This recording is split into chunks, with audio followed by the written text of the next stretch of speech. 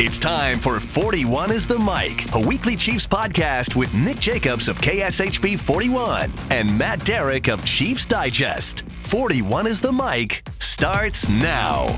Once again, Kansas City is the capital of the football world. The Chiefs are going to the Super Bowl once again. I am Matt Derrick, Chiefs Digest, alongside Chiefs-fecta enthusiast Nick Jacobs, KSHB 41. Nick? Yes. I mean, what else is left to be said? What this team? Yeah, no, the Chiefs are headed to New Orleans. They've finally got to the destination they needed to potentially complete one of the greatest things we've ever seen in sports history. Am I saying that it is the greatest? No, because there's a lot of different great moments in sports history. But in terms of team sports, this is going to be up there if they can complete it. Still get the Philadelphia Eagles in their way. Still got a ways to go.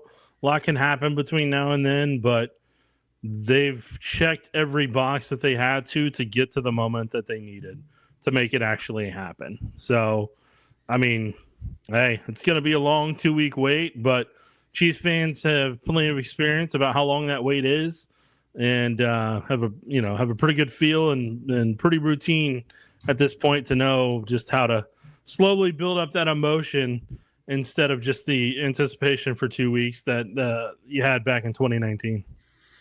I mean, no team in NFL history has made it this far in the bid to win 3 Super Bowls in a row.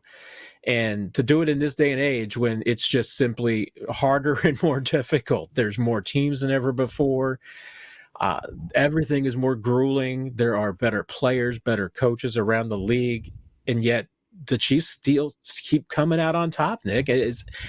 I'm just at a loss for words. And, you could tell even that Clark Hunt, Andy Reid, even these guys are at a loss for words, because when Clark was talking tonight about, because he said this was beyond his wildest imagination, what, the Chiefs are doing right now, beyond his wildest dreams when they hired Andy Reid. And Adam Teicher asked him, well, what was your dream? It was like, well, it was to win an AFC Championship, and it was to win a Super Bowl.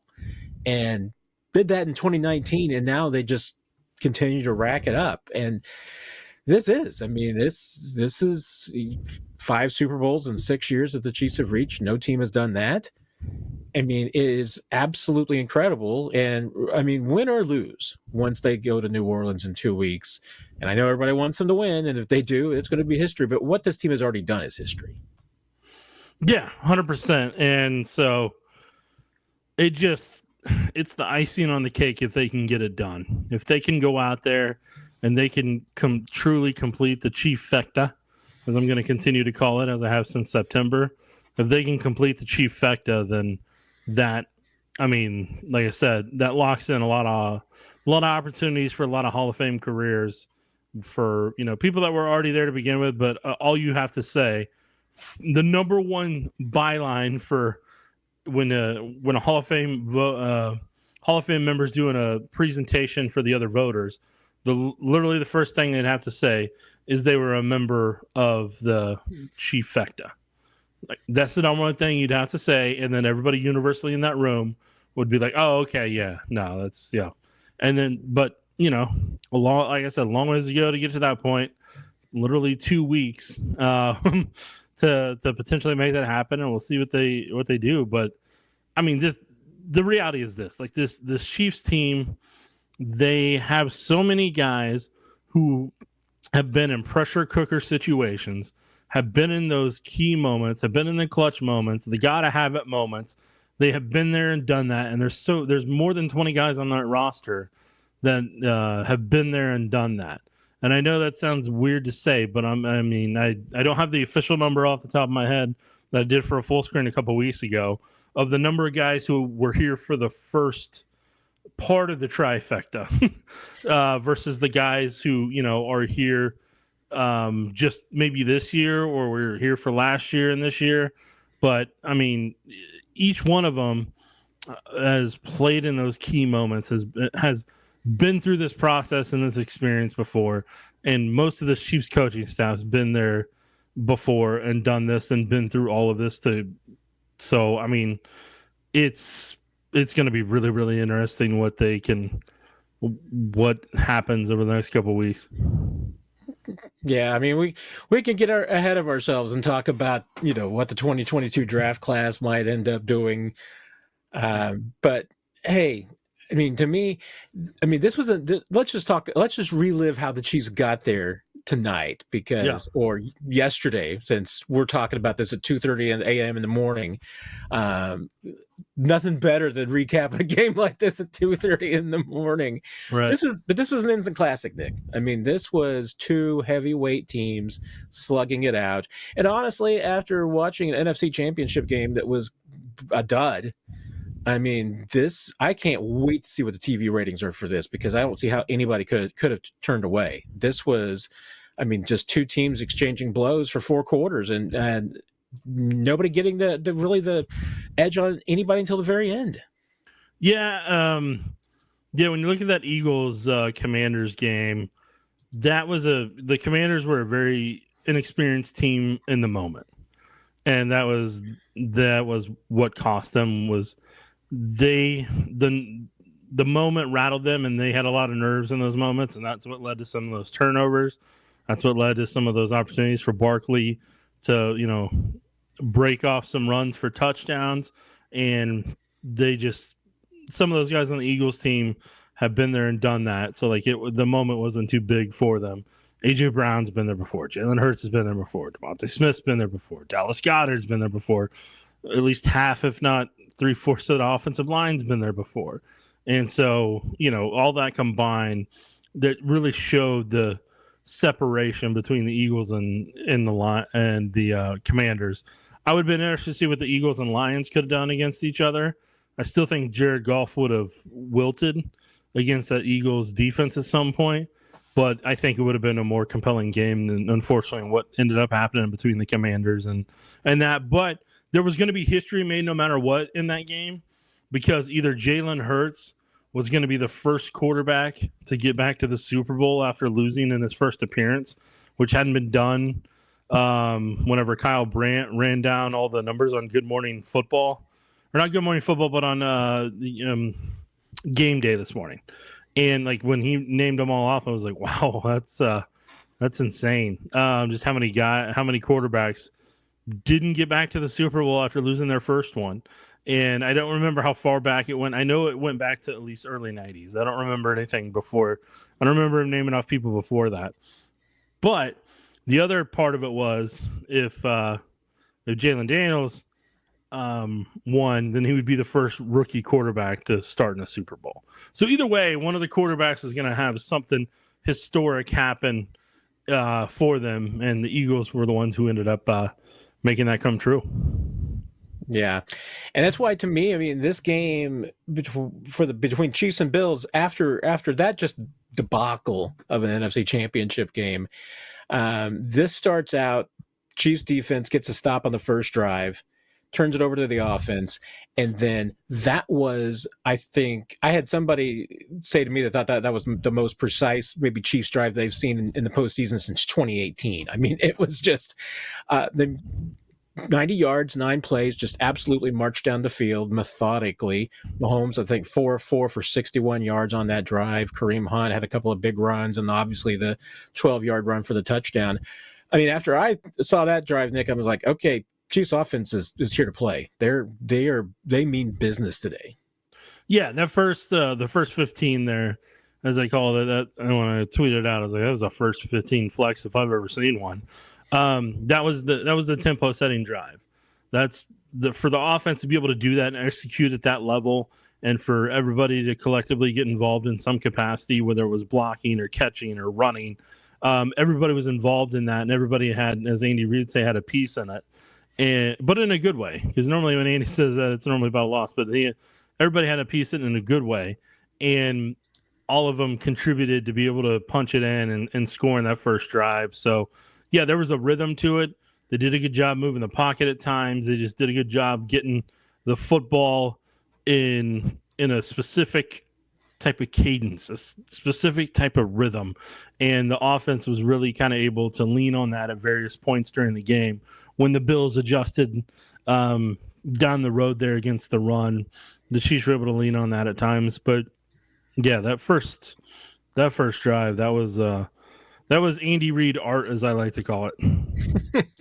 Hanging in the Louvre. It was a thing of, it was a work of beauty. And the Chiefs, I mean, this could have turned into a blowout had the mishap between Mahomes and Pacheco on the RPO on the second drive not have taken place. I mean, if the Chiefs were able to punch it in there and go up 14-3 at that point, I mean, that could have been a final blow for the Bills. I mean, that could have been at least enough of a momentum that, based on, hey, some of the unsteadiness that Allen looked on especially on that first drive. I mean, if the Chiefs could have punched it in there, maybe this could have turned into a blowout early. But the mishap happened. Yeah, I mean, yeah, there's that part of it, and then with a lead like that, Spagnuolo would have brought some blitzes a little bit quicker. And then, yeah, it could have really snowballed on the Bills. But luckily for them, they were able to get that momentum swing. And again, the Chiefs have been in that position so many times before in regular season and postseason games that they understand that they're going to get another opportunity. Or there's going to be another opportunity. So they didn't let it affect them and didn't let it frustrate them or bother them in the way that the Bills did when that one guy smacked his helmet against Travis Kelce's and caused that little dust up. But I mean, before late in the second quarter, I mean, the Chiefs then go after Buffalo took back the momentum, go up 10-7, starting to look like, okay, this is going to be the slugfest that we all thought. Chiefs, I mean, they get back-to-back touchdowns in a very short period of time, and Mahomes, gosh, that 1 yard run that he had for the touchdown was very impressive. The throw to Xavier Worthy was very impressive.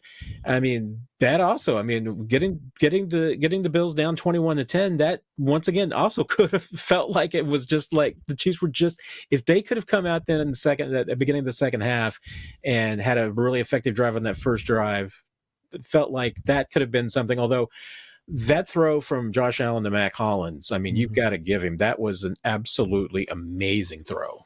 Yeah, no, it was a spot-on throw. He knew there wasn't going to be safety help over there. So, I mean, he threw a laser right there. And like you said, that was a gorgeous throw. That was a mismatch with Hollins against McDuffie. McDuffie did everything he could, but he doesn't have the height to be able to compete against Mac Hollins in that big of a vertical jump. And so, I mean, like, both parties did the best they could on that one. And it was just one of those things where you're like, yeah, that was a great play by Allen.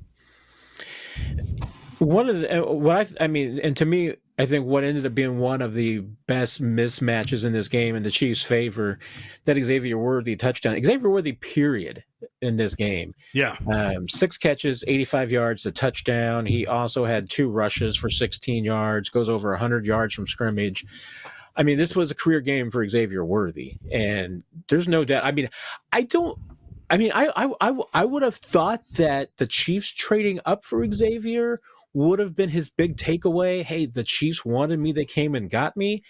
Xavier Worthy has a hatred of the Buffalo Bills that, I mean, if you're the Chiefs, you love it. You want to nurture it. He wants to punish this team for the rest of his natural life because he believes in his heart of hearts, especially since the fact that they took Keon Coleman after the trade. So they took a receiver. He feels like he was rejected by the Buffalo Bills.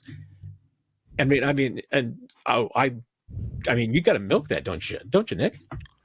Hey, if that's what gets him out of bed in the morning to play like that, then you keep putting that Michael Jordan level chip on your shoulder. He definitely took that personally. I mean, he says he did, but I mean, if you remember the reports at the time that were leaking out, like, you know, it's you're not 100% sure that that's reality, but like, hey, if that's what brings that level of performance, then go for it. What would have been revisionist history, it's okay. Yeah, I mean, but what would have been really interesting he was on the field, so being a part of the celebration after the game. But like if Rashee Rice had been able to play in that game or play the previous week against the Texans, just what him and Worthy could have done on that football field together throughout the season, but then also in those spots. And it's just interesting because like Worthy had to grow up like Rice did the year before and really kind of be with that reliable receiver in their rookie year. And Worthy was able to do that this week in one of the biggest games that he'll ever have in his career until next week when he has the biggest game of his career. And then, we'll see where it goes down the road from there. But there's one play I'm going to nitpick with Worthy right now. It was that final catch. And Matt Foster, who's over my the way you're looking at it, over my left shoulder. Like Matt Foster and I were talking about whenever the play happened, is if Worthy does a juke instead of just going out of bounds, because I was frustrated he went out of bounds. I'm like, man, you gotta let that burn more time off that clock, man. But what like Matt Foster pointed out to me, yeah, but what if he jukes? And I'm like, you know what? And then when I watched the play again, I was like, you know what? You're right. He may have actually scored on that, and Bucker never has to kick that field goal. And then that's even more pressure on him. So look, he had a phenomenal game, but that also was a little miniature reminder of either one of those other things we talked about, because this is a big play. Converted, got him to where they need to go and everything. But like Mahomes doesn't take that sack, a play or two later if Worthy scores there.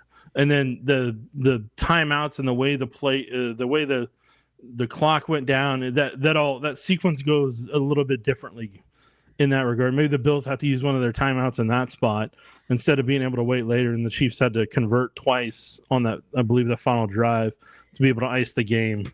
But you would rather be teaching him those things after the biggest win in his career and to the biggest moment he's going to face next week than having a whole off season to teach him, because you don't have anything else going on in the next couple of weeks. Yeah, I mean, I've been really impressed. I mean, Xavier Worthy, I think, has been playing with more and more confidence throughout the season. Mm-hmm. And one thing is for sure is that, and even though he had that nice catch, it was a kind of looked like a simultaneous possession catch, but at least he got his arm in there to justify to the official that there was some simultaneous possession. I mean, the Chiefs early in the season were spending a lot of time trying to get him involved as far as the deep ball. Mm-hmm. And once they got him just more involved in the offense as part of the short passing game, you really saw him kind of just take off and grow, I thought. Yeah. But even though that catch that he had, I mean, I wonder how much of just being around DeAndre Hopkins influenced him, because I mean, that was just an absolutely, I mean, I did not think that Xavier Worthy had that kind of catch in him. And the fact that he does, I mean, obviously to me, that gives you a lot of faith going forward with him as a potential number one type receiver. Sure. And like the thing that's going to come out of this season for him is at various points throughout the OTAs up until the Super Bowl game, he got to learn from Rice. He got to learn from DeAndre, and he got to learn from Hollywood Brown. Like the way Patrick Mahomes got to learn from Alex Smith that first year, Worthy's getting to do that, but he's getting to do it on the field in some of the biggest moments. So like what Worthy's career could potentially turn into if he's able to stay healthy throughout of it and everything, a lot of it's going to come back to those three influences of teammates around him. The Bills had a really, I mean, their best drive of the entire game was clearly that drive coming out after halftime after they forced the Chiefs to punt. They have 12 play. I think it was 12 plays, and double check myself here, 80 yards. All but one was a run. And at that point, I was like, okay. I mean, first of all, James Cook had some good runs in the first half. That drive was completely and totally dominated by the run. James Cook averaged 6.5 yards per carry. He only got 13 carries, Nick. I mean, you feel like if Buffalo had come out and run the football from the very beginning and maybe continued to run the football throughout the game, maybe this plays out completely differently. I mean, I get that this is a Josh Allen team and you're going to live and die with your quarterback, but as well as Cook was running the ball today and I mean, was really tearing up the Chiefs defense, I really wonder what would have happened if maybe he gets 22 carries instead of 13. At some point, I was going to say in the show that part of Buffalo's loss is coming down to not feeding James Cook the football. Absolutely. Whether it's in the screen game, in the pass game, in the run game, where he's the biggest threat, one of the biggest threats in the NFL is when he gets to the perimeter. When he gets to build up that speed in the perimeter, the way he can get north and south if he wants, or the way he can cut back and still maintain the speed and be able to kind of weave through defenders and everything, he's just a special talent. And he's one of the best players on the field at all times. And the Bills underutilized him today. And there's been times throughout the year that they've underutilized him, and it's cost them and it's burned them. And so that's something in the offseason they're going to have to kind of figure out how to balance that better. But there's a lot of things the Bills are going to have to figure out in the offseason that involve how they want to alter what they're doing in terms of some of their play calling. But then they got to find a defense to build around Josh Allen. Like, I know that may seem like a cop out, but I'm telling you, the Bills are running a nickel defense that can get run over on a regular basis. They had some good adjustments against the Chiefs, but overall, that Bills team can get run over. They've got so many holes in that secondary, and in the way they drop and do zone coverage, and just kind of the way they try to get off blocks. The way the defensive coordinator has it to where they don't use their hands and shuck defenders. They just put their shoulder into it, and there's just a lot of, I hate to say it this way, old school sloppiness in that defense. And that's why Josh Allen has to carry so much that he does. And they don't properly utilize an asset like James Cook. Because if you put Cook on the Chiefs right now, that game's a blowout. Because the Chiefs have an explosive back like him with a power back like Kareem. You combine that together, that's a wrap. And the way they could have used the way Andy Reid would have used James Cook in the screen game throughout the year, like that would have caused a lot of problems. But yeah, no, the Bills' tactical error in this game was they let the moment get too big in the first drive. Josh Allen almost had 2 interceptions on that first drive. They did a good job making him uneasy in that first drive that carried over at various points in the game. And then, like you said, they underutilized Cook, and they made a lot of tactical errors on fourth downs that burned them once and for all. And that's the other area. And I mean, I don't want to dwell too much on how Buffalo maybe lost this game, but I mean, I feel like that there were 2 areas. One absolutely was underutilizing James Cook, and the other was, I mean, Sean McDermott overcoached this game. You know, I get it. They had some very effective plays on fourth down, but you go for it on fourth down 6 times. No. You go for 2-point conversions early. I mean, maybe the Bills have the right mindset, but to me, that is always that to me was Brandon Staley football.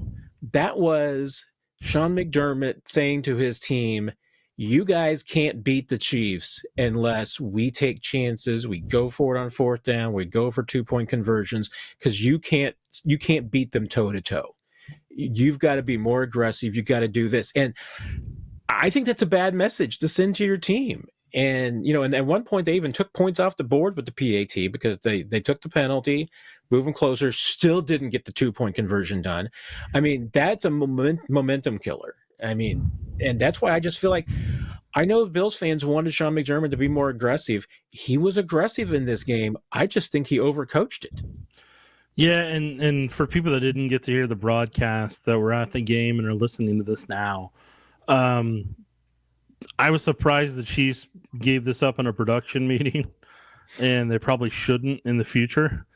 And the Bills coaching staff apparently never picked up on it because I assumed within a couple minutes somebody was going to either text the coach or get a hold of a coach somehow in some way that has a means to, and let them know what was said from when the Chiefs spoke with the CBS production, because they let the cat out of the bag and said on the 2-point conversion, the Chiefs team knows that Josh Allen likes to run to his left when he's going to keep the ball, and that's how they keyed on that 2-point conversion play. And there was a couple other times on some of those fourth ones that they stopped, they were able to key on that and be able to use that to their advantage of how to tactically slow it down. And I will say, I'll just say it on record right now, I don't think he got the first down. And the reason I say that on that 4th and 1, people are going to argue about that and be, well, that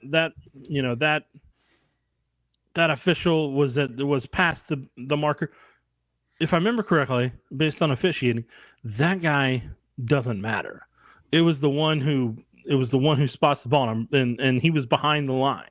So he's going to be the official individual that's where the ball's at, and then they got to do a replay off that. And there wasn't going to be anything conclusive without a chip in the football, that's going to confirm that it crossed that line. So like it was going to be tough for them to overturn, and they didn't. They weren't able to, and that was another big wind out of their sail moments for the Bills. Yeah, I was watching that play live through binoculars, and so when how was the view on that one, Matt? Well, that was the thing. The first thing I did as I was watching it, I was like, he didn't get it. He did not get the line. No. And you're right. I mean, when the officials were coming in, the one on the far side, farthest from the play, looked like he was probably marking the ball close to the line of scrimmage, and the official on the near side that was closer to the play was clearly marking it short. So I don't even know if on the more favorable spot that it would have been good. Mm-hmm. But once again, that was great, obviously, coaching and scouting for the Chiefs to identify that. That was a huge play. And to me, there's a couple of, it's probably two moments here that we can talk about in the late in this game that determined it. When both teams had a play, you knew exactly what they were going to do, and it's how did the other team respond. There, the Chiefs knew that Josh Allen was going to run the football and try and go for it, and the Chiefs played that tough all day long, and they got to stop when they needed to. They knew what was going to be run. Josh Allen on 4th and 5 knew that he was going to get blitzed by Steve Spagnuolo. Chiefs knew what they were going to do. Josh Allen just didn't figure it out. He did not see any of the clues. He couldn't figure out the riddle that Steve Spagnuolo presented him, and he chose poorly. I just love that you make him sound like the Riddler. He couldn't figure out the Riddler.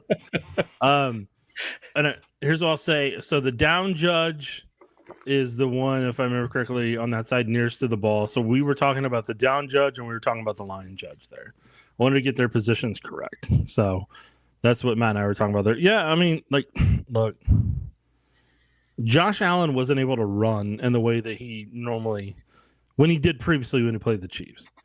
So as you and I have said time and time again, and I'm going to say it here again right now, the Chiefs let the Bills win the battle in the regular season, let them show a lot of their cards in week 11, and because of that, they were able to win the war yet again. And that's the difference between the two football teams, is the Bills always show too much in the regular season. They get that moral victory because, hey, they beat the Chiefs in the regular season. But I think they're finally at a point now where they're like, you know what? That doesn't matter anymore. Because they beat you twice in the AFC Championship now. They beat you at your house. And, you've lost him in the divisional round in overtime. So, the nameplates have changed for the Buffalo Bills. The defense has changed. They've got a better offensive line overall. They've got a better running back situation than they had the previous 3 times. And it still didn't matter because of the experience the Chiefs have and because they got this guy named Patrick Mahomes that wills his teammates to win at times. Yeah. Uh, well, and like this time, Patrick Mahomes had a little help from Steve Spagnuolo, and I was just taken aback by the 4th and 5 play, Nick, because one thing, talking to some of the players after the game, like George Karlaftis said he knew what was going to get called. That he's just like, he knew what he just says, like, after 3 years, how Steve Spagnuolo thinks. You start to get it and everything. And one of the other players said that they knew it was going to be like one of 3 plays, but they kind of knew it. But that's the thing, is that Andy Reid and Steve Spagnuolo are both great coaches about coaching situations, so that their teams are ready on days like this, so that when you've got 4th and 5, that you're not surprised. You've prepared for this. So, Spags' defense, guys on the field, they knew what he was going to call, because they knew, hey, 4th and 5, game on the line, this is what Spags is going to do. And they were prepared. They executed that blitz perfectly. Josh Allen, he talked about it was a very short answer after the game, but he just mentioned, that he couldn't get any read off of what the Chiefs were going to do on the cadence. The only thing he picked up on was that obviously the defense had shifted left. And so he kind of had an idea at least where the pressure was going to be coming from, but he couldn't. There were 7 guys on the line of scrimmage, and he didn't know who was blitzing and who wasn't. And he had absolutely no chance. That pass to Dalton Kincaid. Dalton Kincaid almost made an incredible catch. It was a heck of an effort by Josh Allen to get rid of it. But Steve Spagnuolo won the game with that blitz. Yeah, and he saves those for key moments. He saves it when it's a gotta have it moment, or whenever they've got a big enough lead to where he can take some risk and leave the deep part of the middle of the field open if he needs to. So, yeah, it was the key moment. They were able to make it, and then they converted 2 more times, and then they punched their ticket to New Orleans. Yeah, I have to say, on the throw to Samaj P. Ryan, I was talking with our good friend Adam Teicher, who was his last game at Arrowhead Stadium on his watch after 32 years. I've had the pleasure of sitting next to Adam, since 2017 season in the press box, and it has been just absolutely a masterclass in learning how to cover football. My little detour there with Adam, and I got my selfie with him and Dave Stretta today. So that was my bucket list item. I wanted to make sure I got a picture with Adam today after the game. We were talking about that last play, and it's like, okay, well, the Chiefs should be able to get out of here as long as they don't do something stupid like throw the football. And Teicher looks at the formation. He's like, "Oh, they're going to throw the football," and I'm like, "Yeah, they're going to throw the screen to Samaj P. Ryan. This is fine. That you can do. You can do that." And once again, how did the Bills not know? If I'm the Buffalo Bills, I would have just put every single guy on Samaj. You knew where the ball was going. They didn't, Matt. But they didn't, and that's the little things. That's why in games like this, the better coach and the better quarterback wins. And today, the better coach and the better quarterback was Andy Reid and Patrick Mahomes. And Steve Spagnuolo. There you go. Because I'm telling you, like, we don't know a world in the Chiefs Super Bowl lore during the Mahomes era without Steve Spagnuolo calling the defense. 100%. I'm just telling you the truth, man. Like Andy Reid, Steve Spagnuolo, and Patrick Mahomes, and you throw Travis Kelce in there, they've been here for the entire run. They're all attached at the hip in my book on that aspect of it. Yeah. Well, we're going to have we've got a show next week, 41 is the mic, on next Sunday, and we're going to be able to go all in on previewing Chiefs and Eagles. But just quick thoughts, Nick. Quick ideas about this. I know Nick Sirianni is one of your favorite coaches, so I don't think. Well, you know this, but most people there, I don't think people understand like just how much it would bother me if, out of all the good coaches in the NFL, all the classy coaches in the NFL that have put in a lot of hard work and put in a lot of years and have taught a lot of players and haven't been able to get to that moment and potentially win a Super Bowl, that that guy would be one of the coaches that won a Super Bowl. Like that would bum me out, man. And so, look, I'm obviously I have selfish reasons for why I don't want to see that happen. But also, like, yeah, just he is who he is as a person. Todd Haley 2.0. So it is what it is on that front. Well, I mean, hey, these two teams are at least somewhat familiar with each other. There's been some changes since the last time that they met in a Super Bowl, but some of the big names are still there. There is a lot of respect between these two teams. It will not be the Kelsey Bowl, so we won't have that storyline this time around, but it's Andy Reid, it's Philadelphia Eagles, it's Jalen Hurts, it's Patrick Mahomes. There'll still be plenty of entertaining storylines coming out of this one. And I guess, Nick, the Chiefs just, all they do is play Super Bowl rematches. Yeah, between the 49ers and Eagles now at this point. I mean, that's, you haven't seen a Tampa Bay Bucks one yet, with Brady. Don't think you're going to. But it'll be interesting, man. It's going to be an interesting dynamic with a game being on Fox and Tom Brady having the color commentator calling it. Him doing the color for the Super Bowl 59. That's going to be really, really interesting in terms of what interviews he does for the pregame show. Does he gush about Mahomes? What does he say about officiating? All that type of stuff, because that's become obviously the national narrative about the Chiefs. And I don't even like using the word narrative, but I mean, that's all that people are just relentlessly going after is about officiating. And like you were just hoping today that the AFC Championship is going to be the cleanest game possible, no controversy, no anything. And it was another reminder that one of two things has to happen. Either you have somebody up a sky judge that replays everything and gets it right, or a crew up there, I don't even care, or we can never see replays ever again. Because that's what's causing so much of this. What's causing so much of this is that the viewers and media members can watch replays and watch them in slow-mo and get 30 seconds to process something while the official on the field got boom, boom, boom. And in that time, that's the play itself. That's what the call they have to make based off of it. So you've got two choices to fix this. And this isn't just the Chiefs thing.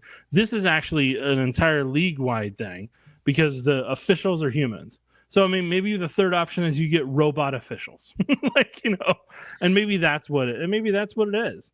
But even that's going to be wrong at some point. And then you get concerned if you're, that something's going to hack the hardware, and then how are you going to be able to combat that? So, yeah, it just, I don't know. At the end of the day, like the Chiefs are on prime time. They're on every single, they're in a window where the collective nation can watch them on a regular basis, and people are tired of seeing them win. People are tired of not having hope, and they want the Chiefs to fall so they can get the hope back for their own NFL team. And what's so weird about this to me, Nick, is that, the Chiefs have become the villains. But that's why Patrick wore all black walking into the stadium today. I don't think it was an accident. I was hoping he'd just go where I hope for the Super Bowl rival, he just wears a full-on Darth Vader outfit. I wouldn't be surprised. Hey, after George Karlaftis wore his Anakin Skywalker shirt to the media availability on Friday. That's why I said it, because I knew how excited you were that day. I was very excited about that. And I asked George about it today, and he's just like, that's how I dress every day. He's like, I forgot I had media availability, so I just showed up wearing what I would normally wear that day. But the thing is that the Chiefs are not unlikable. This is not like the Patriots. The Patriots were, the villains, and they were unlikable. The Chiefs aren't unlikable, but boy, do they embrace the villain role. Do they embrace being the underdog and having the world against them? And that's what I'm saying. I mean, if this ref narrative continues, they're going to love it, because they're going to be able to say it's not only Chiefs versus the world, it's Chiefs versus the refs, everybody. Yeah, they're going to love being able to, say nobody believes in this. Nobody likes us. They're going to lean into that big time. Yeah. Final things I'll put out there, because I can tell you're about to wrap up and get to bed, like it's 3 a.m. or something. I thought the Chiefs D line played with really good discipline. Yes, I thought they played with really good discipline. I thought collectively as a defense, the Chiefs had some struggles in zone in some different spots, and Josh Allen had time to take advantage of it. But overall, I thought the Chiefs D line really played a really fantastic game. Chiefs O line had its spots where at times where the Bills adjusted there in the third quarter and were able to shut down parts of their run game and really keep them from the favorable down and distances that they were wanting as a football team. And special teams came through. Nico Remigio had some really big returns there, and then Harrison Bucker has yet a just down the middle field goal there whenever he needed to. And I was really surprised. I'll say this: whenever the Chiefs went forward on fourth down themselves, they're early on in that game. I just kind of felt like they were like, "Hey, we got to keep momentum in this game and keep going forward here, and really be able to continue to push this ball down the field and try to maintain field position in a certain spot." Because I was really surprised that, like, I think the Chiefs coaching staff at that point was like, if they don't keep getting this momentum going this way, that's a short field for the Bills. They potentially score, and then the Chiefs are down by, hypothetically, potentially down by 10 or something along those lines. The Chiefs felt like they really had to kind of turn that tide right there. And I was personally surprised with where they were at on the field that they went for it, but they were able to execute it and able to deliver in that moment. So tip of the cap for the coaching staff on that one, and the offense for executing. Andy Reid going against type. I'm glad you mentioned the defensive line because, in week 11, when the Bills won that game, it was because they controlled the line of scrimmage on both sides. And in this game, I think you would absolutely say that the Chiefs defensive line won the battle. And I think that the Chiefs offensive line at least drew maybe to a draw, and that's all they needed to do. And that's one thing. I mean, I can say about that offensive line performance. It may not have been pretty, but nobody got called out. There's nobody that you're saying, oh, hey, Jawan Taylor had a terrible game. Oh, Joe Thuney got beat. Oh, Mike Caliendo struggled. Or, hey, Trey Smith got a flag. There's none of that. And that's the best thing that sometimes you can say about an offensive line is nothing. Mm-hmm. If you don't have obvious criticisms, that usually means that they did okay. And in this game, I think they at least played Buffalo's defensive line to a draw, if not beat them. And once again, that's why the Chiefs proved victorious. And the fact that the Chiefs lost the turnover battle 1-0, even though the Bills tried to give the ball away 5 times and somehow kept recovering. Chiefs technically lost that turnover battle, which you thought was going to be. You thought there was 2 things you want to see the Chiefs going in. Could they contain Josh Allen? Could they score 30? And then could they hold on to the football? They contained Josh Allen, scored over 30, and they lost the turnover battle by 1, but they were able to overcome it. So Chiefs are gonna cheap sometimes, and that's what they did. There you go. I still have no idea how Josh Allen recovered that ball that Mike Dana knocked out of his hands. I mean, I don't know how you recover that as Josh Allen, but 3 fumbles, 3 recoveries. I'll tell you what, on that one, on like the 2nd and 15 that Mahomes converted, I think it was the 2nd and 15 when he ran around to the right and then cut back and everything and had that run. Like, he's carrying the ball out to his right like a loaf of bread, and I'm like, buddy, you already had that one mesh point issue with Pacheco. Maybe kind of tuck that bad boy away, man, because that's out there for a defender just to come by and potentially smack it that you aren't anticipating. Well, we've managed to find time to talk about this for 40 minutes, Nick. But I feel almost like I'm speechless about this team and the fact that it's going back and it's this close. They're 60 minutes away from the Chief-fecta, 3 in a row. It's going to be an incredible ride for the next couple of weeks for Chiefs fans. So just enjoy this. I'll tell you what, man. I was stressed out all day long today, and I'll be stressed out 2 weeks from now on that Sunday. And, you just hope.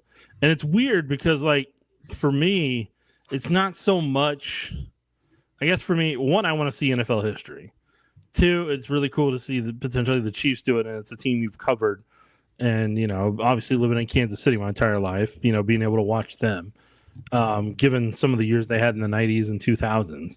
But then on top of it, like the way the national media has treated the Chiefs this year and talked about them the way that they have, how, it's, they're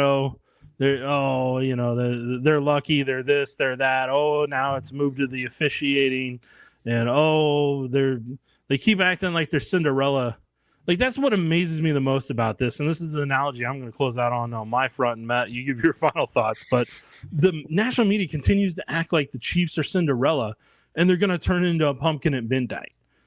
But this is like their 5th Super Bowl in 6 seasons that they're going to be at. This is their 7th consecutive AFC Championship game. And they continue to act like they are Cinderella and they're going to turn into a pumpkin at midnight.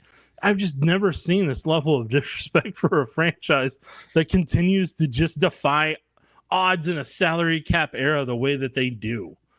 Like Terry Bradshaw said earlier this year, they weren't going to three-peat. Jimmy Johnson in the pregame show talked about how, and it may have been actually their postgame. I don't remember, but it was either halftime. It might have been halftime. And like he just talked about how, nope, Chiefs were going to be able to get it done. The road's going to close here. Everybody just kept thinking that it's just all going to be over with. And they just keep defying expectations of people that actually played and coached football. That's what I love the most about it. It continues to be a magical ride, and I'm a football historian, Nick. So the things that excites me the most about the next couple of weeks is just being able to connect as a Chiefs fan. Super Bowl IV, that first win, to Super Bowl 59, 55 years later in New Orleans. Just anything that the next 2 weeks that I can get about Hank Stram and matriculating the ball down the field and 65 toss power trap. I mean, I'm all for it. This is a great week, for a great couple of weeks for just the history of football in so many ways, not just the Chiefs and their history in New Orleans, but the trifecta. I'm just all for it. It's going to be an incredible couple of weeks, Nick. And 2 weeks from now, my bank account hangs in the balance.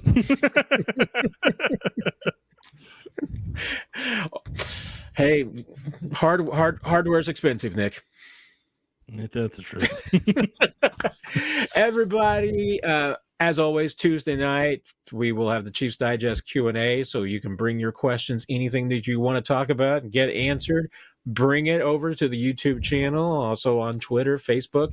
Fire away with your questions. You'll get your answers from myself and Nick. Next Sunday, we'll be back with 41 is the mic, and we're going to be diving into the Super Bowl matchup, looking at Chiefs and Eagles and giving you the preview. So, yeah. Only thing I can say here at the end, Matt, is enjoy your Victory Monday for 2 whole weeks. You've been listening to 41 is the Mic, presented by KSHB 41, your home of the Chiefs and Chiefs Digest.